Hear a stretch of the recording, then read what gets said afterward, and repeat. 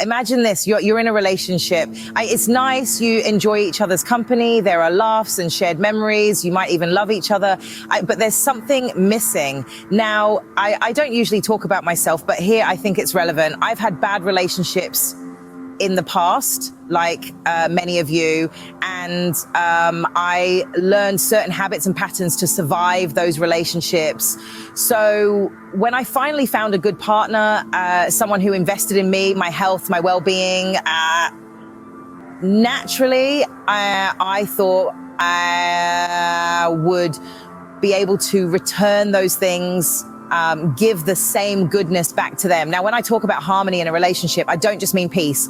I mean, blending together beautifully, that like two voices that are different, but can create a beautiful new sound by combining harmonically. So with my partner, they had good intentions towards me and I had good intentions towards them. But did we have harmony? Was that the same as harmony? The answer is no. And it was because of me, even though it took me a long time to see it. For example, whenever my partner spoke, I found that I just had to add something to it, to adjust it, make it more correct in my mind, or to just outright contradict it.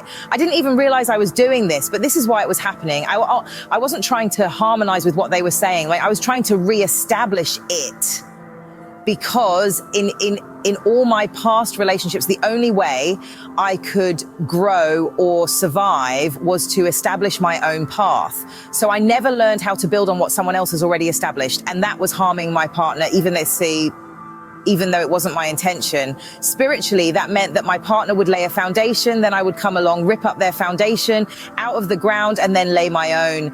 That energy, it meant that whatever we were trying to manifest together, we could barely do it because I kept taking us back to start. That's not harmony, that's sabotage. And I didn't even realize I was doing it. In singing, if one person starts on a note and then let's say I decide that a different note would have been better, so then I start singing that other note, we're both singing, but that's not harmony. We are not harmonizing.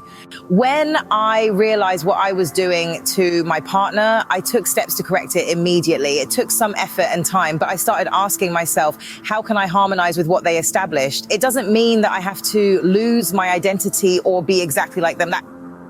That's not what harmony is. Harmony is two different voices combining to create a sound that neither could make on their own. So now, before I speak or respond to my partner, I ask myself, is what I'm about to say, is it adding beauty to what they've already said? Am I building on their foundation, or am I ripping it out of the ground to set my own foundation? How can a building be constructed when someone keeps ripping up the foundation? I don't want to be destructive. I want to build, to manifest, to use both of our creative energies.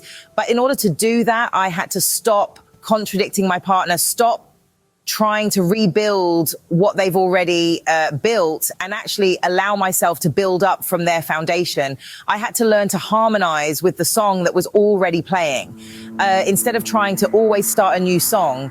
And once I made that one adjustment, it added unbelievable power to both of our manifestations. That simple lack of harmony was blocking so much.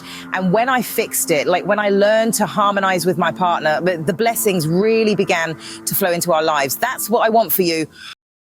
Unlock wellness with the Ayurvedic mistress. But remember, only try these methods with deeply trusted partners. Blessings to you all. Subscribe, but only if you want. And if you have questions, email us.